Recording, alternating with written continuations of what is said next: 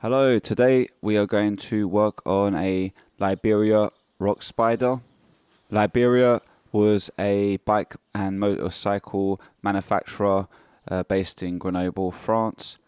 The company was created by Antoine Bibaud, I don't know how to say it, and later taken over by his son Gérard and the rest of the family. In fact, it was a family company. Liberia, the name actually comes from supposedly the just after the Second World War, so the liberation at least of the non-colonized world. This model was made manufactured between the late 80s and up until the closure in the mid 90s. This one in particular is I think it's chromoly, made from Oria tubing, plain gauge, probably quite heavy. Though the fork actually was, I ended up weighing in as very light, or lightish anyway for the time. I think about 900 grams. Something else a little bit unique on this frame is this rubber ribbon, or the chain guard. So it's actually got its own attachment points. I don't think I've seen that on any other mountain bike. Another thing I thought was cool on this frame is the uni-stay, or the I think it's called the wishbone. And again, something rather unique. I mean, there was not that many mountain bikes doing that. They have the cable passing through internally on the top tube right here. Some of their best frames were probably during the RMO period, the late 80s. RMO was a French cycling team.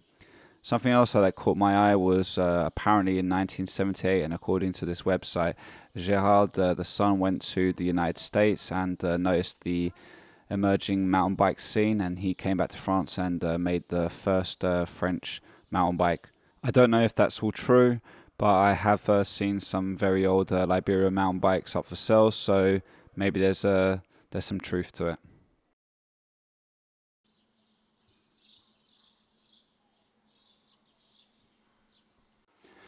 So what to do with this beast?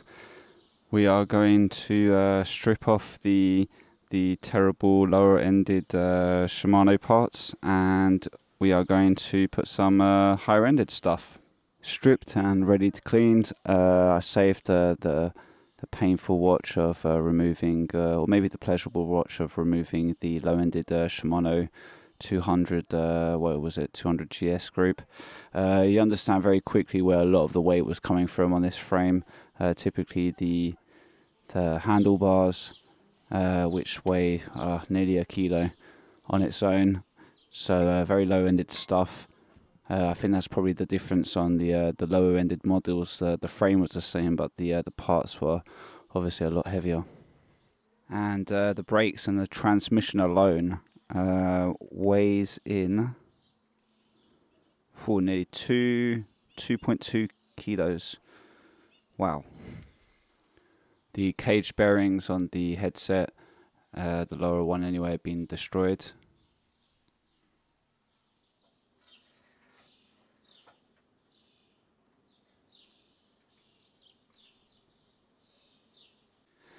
I decided to repurpose the headset.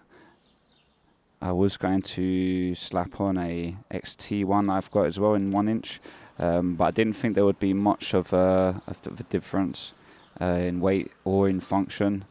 We'll see. So black parts, components just seems to be the right way to go on this frame. So X-Age, STX, LX are pretty much the choice.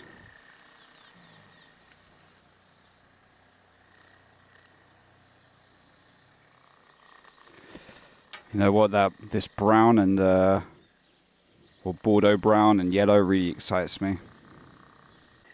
I feel like a black seat post is way nicer on this frame. Unfortunately, I can't find one in 26 diameter. This one's 25.8, so we're going to see if it works out. Well, contraire to the other parts on this bike, the stem is relatively light. It's chrome as well. It's a little bit large here, but unless I find something else, I think I'll just leave it. I've also replaced the bars with some Eastern ones, way lighter than the original. I might need some longer ones though, if I, depending on the shifters I'm about to use. It's a bit crazy that I'm able to just get this on by hand, considering the age of the fork. So to keep the weight down, the lightest black crankset that I've got is this Truvative. I think I need to change the middle ring though, because it's looking quite pointy, but it's very light. I really wanted to find out if these Avid ultimates are for canty brakes or not, so we're just going to put these on and we're going to find out, aren't we? I actually wanted to put grip shifts with these, but the covers, I'm actually waiting for the order to come, but the ones I've got, the covers are all worn. I really want to get this running though.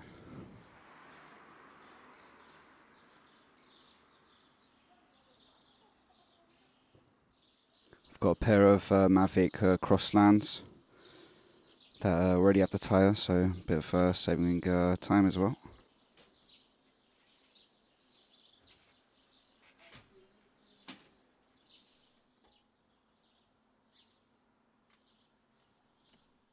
Yeah, we're looking really good. How to make undesirable frame desirable. In the end, I had to replace the wheel. I could have stayed with the original one. The issue though was the spacing with the chain guard. Apparently it only works with a 13-toothed sprocket, and I would have had to bought another cassette 13-toothed one to be able for it to work. So now I'm going to make my way to the old Liberia factory or workshop, and let's see how it still looks. Now the old factory is not very far away from me, and that's obviously the reason why I chose this particular bike. And here we are. So not much left of it. In fact, the whole thing was demolished. I think though that a weird part of the wall might probably and possibly is the last remnants of the factory that was here. It looks weirdly out of place, so I would say it's that.